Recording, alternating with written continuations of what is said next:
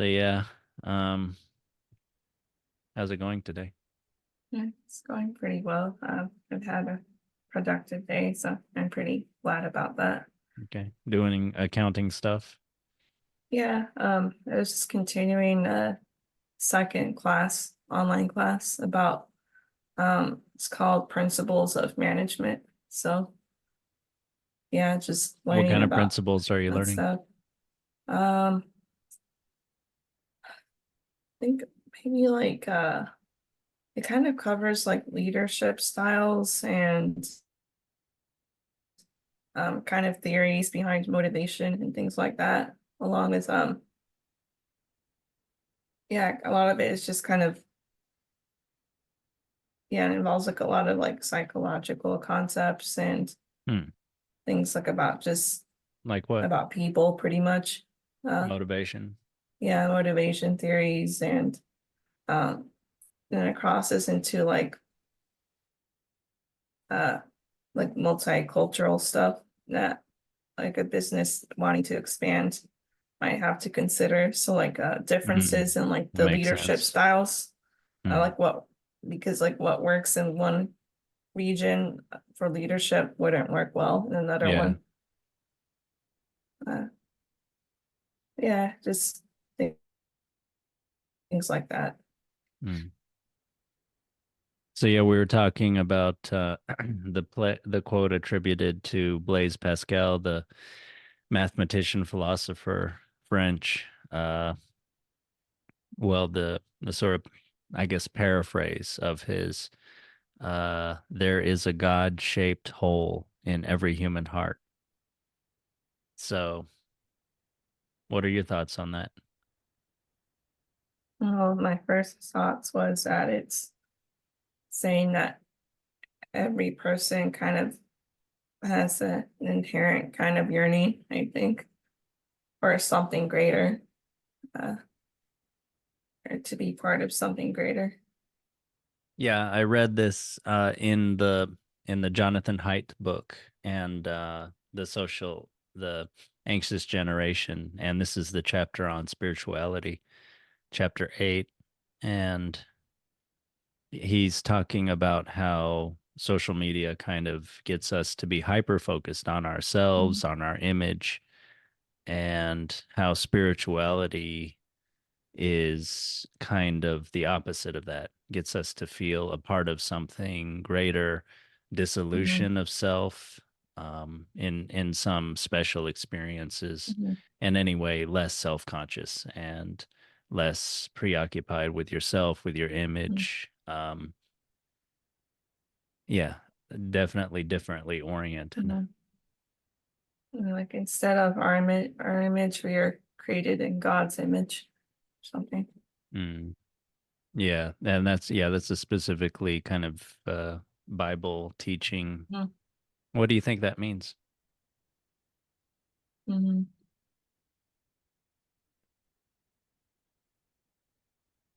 No, I feel like it's kind of saying that, kind of like saying we're like capable of being uh, than more than like I guess our kind of base impulses and desires or something like that. Mm. We could Yeah, which ascend to like higher spirituality or like just being like a higher form of self, like a yeah, better human being. yeah. So yeah, at the beginning of Genesis, when that occurs, God is shown to be a creator and to have a lot of knowledge that all other creations, including man, does not. But yeah, maybe we can aspire to it, but not through like a short route or something like that, like eating from the tree of the knowledge of good and evil or something. We Mhm, have to kind of toil to get our mhm, knowledge and fulfill our destiny. mhm, There's also the obvious parallel with like many other religions, like say Greek mythology, mhm, where gods are anthropomorphic gods. mhm, They're human like gods. mhm, Um, they're like personifications of mhm, psychological and natural forces. mhm, in the shapes of human beings. Mhm. Yeah. Um, and also, like you said, like what you mentioned about currently now we're focused a lot on the self, but just that idea of being part of God's image kind of takes you outside of yourself and uh I don't know, maybe like encourages like just better, greater interconnectedness or community or something uh, with I mean, people in a people way. can be united Yeah. in many ways, but are you saying through sort of some ideas about us being divine or having a divine part? Yeah, like yeah, because it's not just you're created in God's image, but everyone else too. Uh so um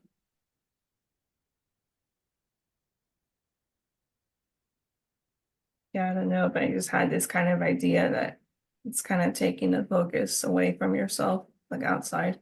Everybody I'm else not is in sure. some is godlike in some way, so that Yeah. would maybe inspire you to take them seriously and to think of them Maybe highly, yeah, or just kind of encouraged you to like seek each other or something. seek each other. Yeah. And yeah, and maybe the ways in which we interact, which are often partially with like sort of desires, we, since we're also godlike, we should also kind of not be animalistic in the way we sort Mm-hmm. of fulfill those desires for food, sex, status, safety. We have to be better than animals, or we follow rules or some kind of divine guidance. We follow wisdom.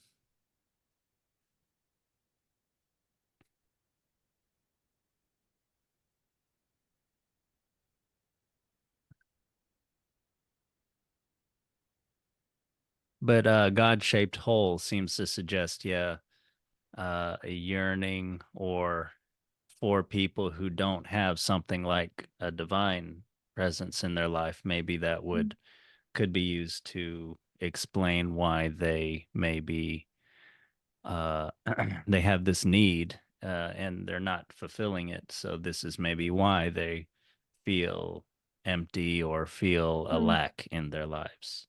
Mm-hmm. But do you feel like that? I mean, you're sort of like I mean, you have a religious background, but you don't really practice very much, right? Yeah. I feel I don't have much of a hole, or if it is there, it's probably very small. I uh yeah, I was fulfilled a lot when I was involved with the church, and I think even though I'm not necessarily practicing or highly involved in it, like I'm I don't know, I feel like kind of satisfied or something, or already feel maybe some kind of connection As your hole is or filled. something. Yeah, to like I don't know, something greater. Like I kind of pray every day, uh, most of the time, and I feel like I'm having some sort of conversation with God in my mind uh, several times. Uh, it's like I don't know, maybe I could do more to kind of uh, I don't know, have a greater relationship or something divine. But yeah, I think at the moment, like my whole probably isn't as bad as like maybe society's internal hole or something, or Mm. maybe what other people might be going through. Mm. Yeah. Yeah, either way, I mean, whether you believe in a God or not, I think it's important to have some, yeah, transcendent experience, mm, transcends yourself, connects you yeah, to something's feel that has a feeling of mm, vastness, of power, glory even, mm, and so maybe you're not seeking those things out through sort of more dangerous or less yeah, fulfilling and uh, ways. mm, yeah, and at least on a personal level, like very recently, I feel like my idea or concept of God is starting to expand into nature.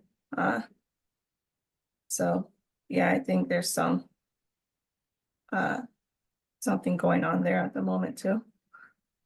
Well, yeah. I mean, you could be a Christian and believe that nature is created by God, so it's like God's canvas, or that, yeah, it's just one's experience of nature is Mm, religious in some way. I mean, we are a part of nature also, and I think maybe when we feel more constricted, we mm, feel, like we're not as mm, in touch with our own nature. mhm, And that has something to do with, the natural world out there, mm, which is ordered, but also dynamic, which is full of life.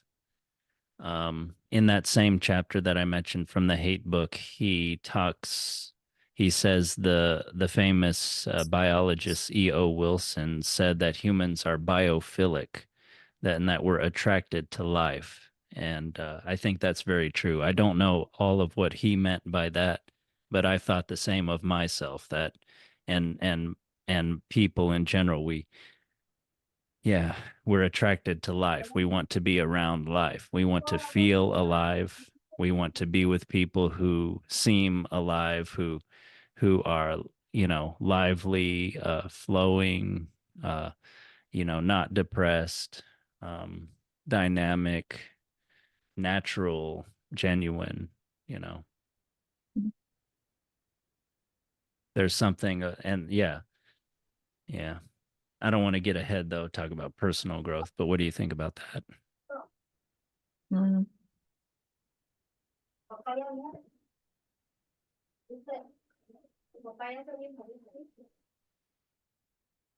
Yeah, like I you actually hadn't heard about that idea of us like being biophilic, and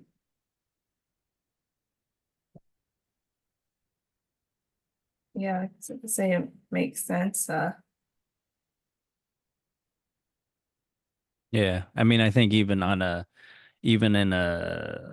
like an erotic sexual Mm, level, or just for friendships, and just our experience of life. I mean, I don't know, for mhm, me, one of the besides like just terrible suffering, there's also just the sort of the the lack of life that you can feel in mhm, depression. And to me, mhm, yeah, that's one end of, yeah, the bad ways it can be to be alive, where you don't want to live if you're depressed. You don't, yeah, you don't really want to live if you're depressed. And if you're very depressed, obviously people get suicidal. But mhm, yeah, just being moderately depressed, you don't feel alive. You're not really reacting to the emotion around you, the beauty around you, the opportunities mhm. around you, you know? Like depression is kind of the opposite of feeling alive. Yeah, it's like a disconnect, I guess, from being alive or life. Yeah, yeah, yeah, it's disconnected.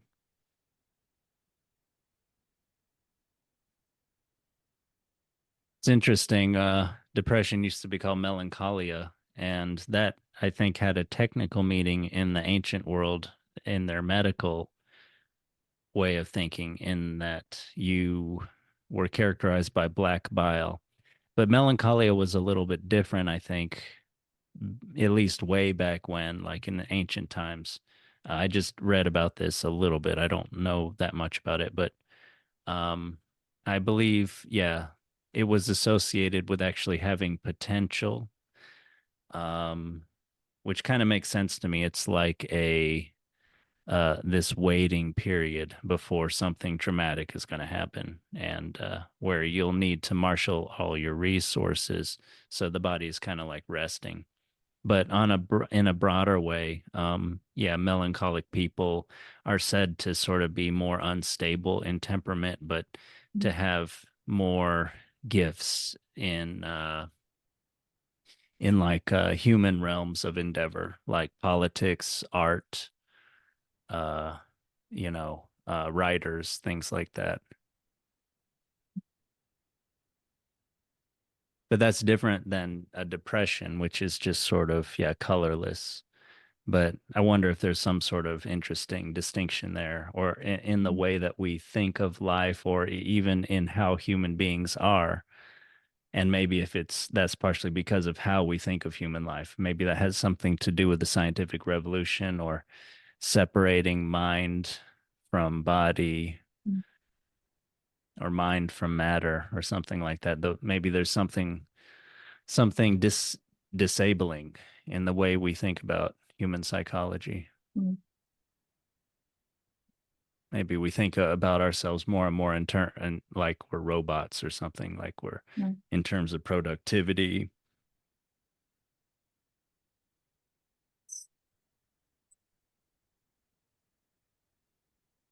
But I do think there's a place for embrace of, yeah, and embrace or understanding of more negative emotions and instability and things. I'm not,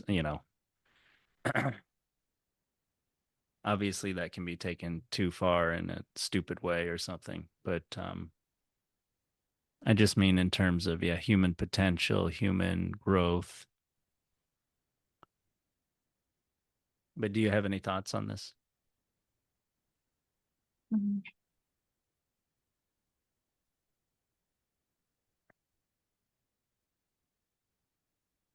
But yeah, maybe we can come back to it. Yeah. But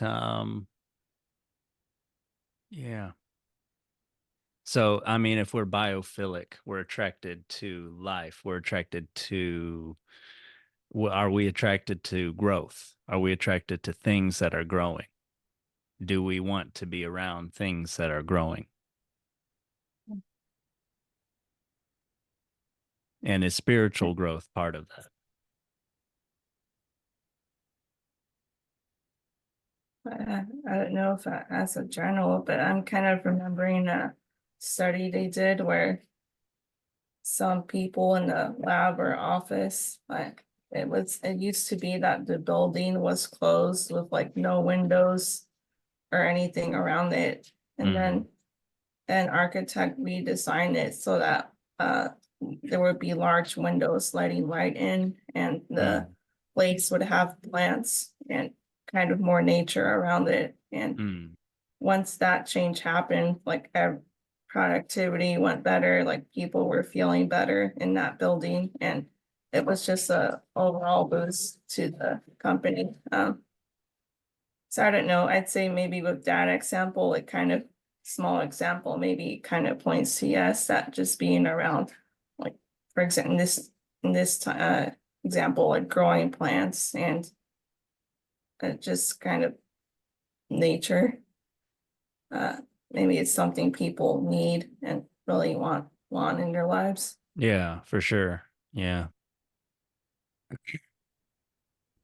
Yeah, he talks about how in the book, in the Anxious Generation, how going on nature walks is one of the best things you Mhm. can do, for one of the surest ways, I guess, to start to get a feeling Mhm. of connection with divine connection, or what you want to call it, and reduction of anxiety. Mhm. Gets you more. He says there's sort of two modes, uh, discovery mode and defensive mode, Mhm. and those are somewhat self-explanatory.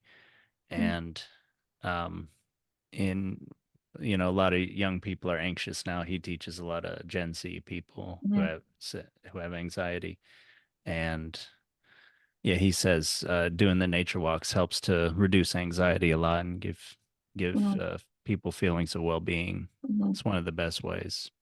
Yeah. And like it's defensive mode, kind of like an isolating kind of mode. Yeah, I think so. You're Oh, wary okay. of your environment and other people. Yeah.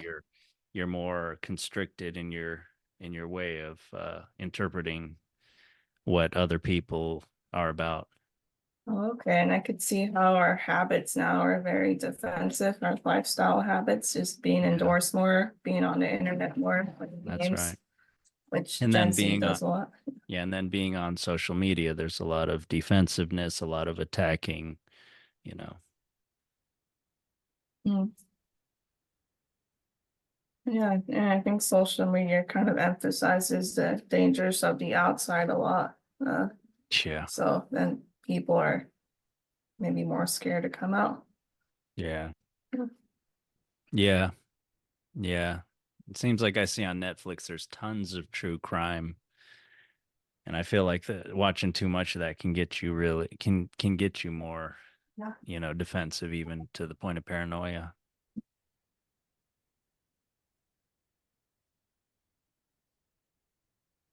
But Feedback. yeah, but maybe wrap it up for now and continue talk about spiritual growth next time. What is spiritual Yeah. growth? Yeah. Yeah. It sounds like a good idea. Okay. Okay. Well, we'll talk to you soon. Take care.